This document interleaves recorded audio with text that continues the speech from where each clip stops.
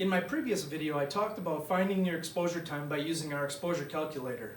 If you're not using film or glass in your exposure unit because you're using a direct-to-screen system like this, obviously the exposure calculator won't be able to help you determine those times. So I'm going to show you today how to do a step test, a simple step test by using, and you can use this with film or anything, but for a direct-to-screen system like this, it's the easiest and best, most effective way to determine your exposure times. So I'm just going to quick image this screen, and we'll go on from there to show you how to do that step test. So now that it's been imaged, we can go ahead and step it off in the exposure unit. So when doing a step test, you can really use any artwork that you have, but I'll leave a link to this file in the comments below, and you can grab this out of my Dropbox, and it's basically designed for the step test. So there's concentric circles, there's text, there's halftones. All of these things are good to have a variation of different artworks, so when we're looking at the resolution later during the developing process, we can have a good understanding which step looks the best. So basically, what you'll want to do is take an educated guess of what you think this screen is going to be exposed at. And you're going to want to have that time be somewhere in the middle. So what we're going to end up doing is, so this is a 230 screen, yellow mesh, CP text. I want to say this is going to be somewhere around 100 units on the delta unit that I'm going to be using today. So I want it to fall about 100 units somewhere in the middle here. What I'm going to do is I'm going to do steps of 20. So what we'll do is we'll cover up the bulk portion of this screen. We'll tape this down, and then we'll shoot it for 20 seconds, 20 light units. And then what we'll do is we'll move this blocking material back, and this blocking material can be cardboard or anything that's going to block the light. Once again, tape this down nice and flat, and we'll shoot it for another 20 units. Move this back. Shoot for another 20 units, 20 units, 20 units, 20 units, 20 units, 20 units.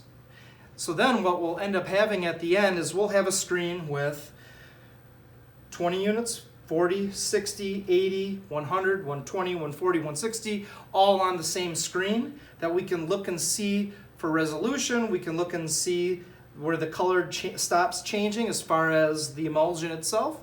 But we can go into that when we do the developing process. But now what we're going to do is do the process where we actually expose it in the exposure unit. So let's go ahead and step this off. I'll take my blocking material, and I'm going to cover up all of the steps except for one of them. I'm going to tape those down.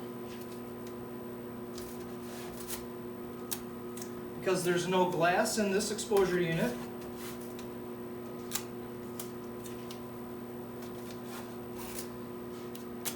so we don't want it to fall off, and we want it to continue to block. So now we have it blocked off except for one. So I'll put this in the exposure unit.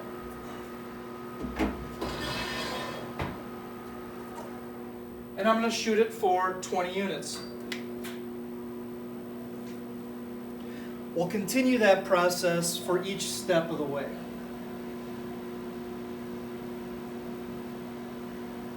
And then once we go through the exposure process, we'll develop it and inspect the screen to determine the proper exposure step.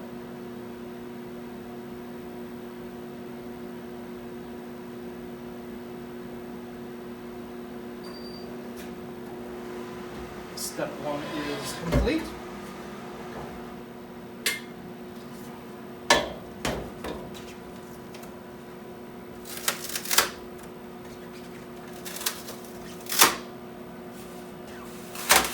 Now I will move this down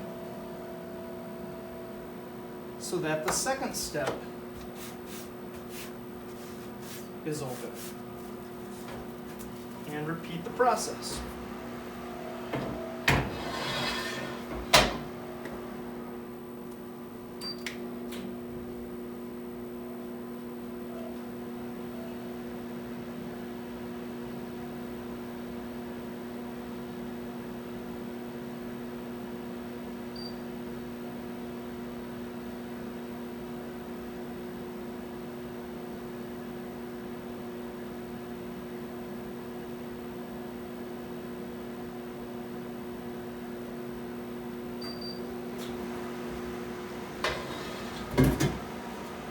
Step 2 is complete.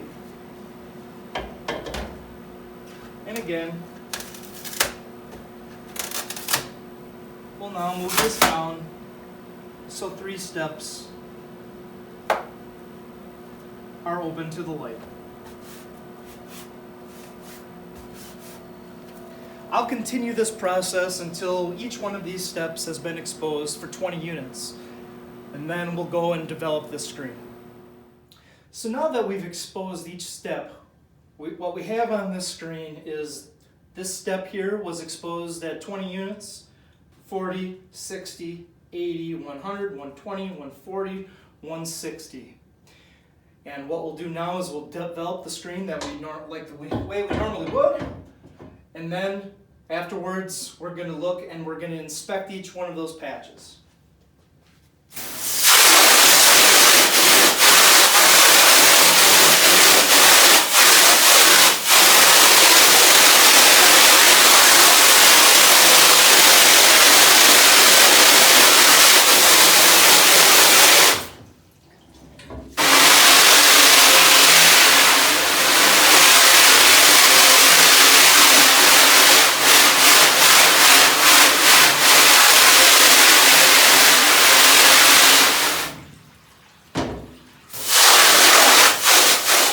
Now that the screen has been developed, we're going to go in and inspect these patches to see the proper exposure time for this given emulsion, how it was coated, mesh count, and this particular exposure unit.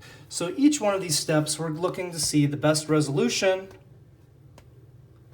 We're going to look at the text, the halftones on this side as well. It's best if you have a loop like this. You can inspect it. You're looking for good mesh bridging. So you can see this top step, a lot of the text and the halftones are completely closed in. That's telling me way overexposed. Where this bottom patch down here, the step down here, we're losing some of the halftones. And this was 20 units here, so this is telling me way underexposed. So as we go up in the steps, best resolution I think puts us right at this step here. So if we count them off, 20, 40, 60, 80, 100 units for this particular stencil seems to be the best exposure time. Also, it's tough to see on the video, but there's a slight color variation from step to step when the steps are underexposed. When it stops changing color, which is right here where I'm calling it at 100 units, it stops changing color, and all of these top steps are all the same color of emulsion actually. But it's tough to see on this video. If you're doing it in person, it's a lot easier to see. But where that color change stops taking place is the hardening point of the emulsion, and that's going to be your proper exposure time and the best resolution.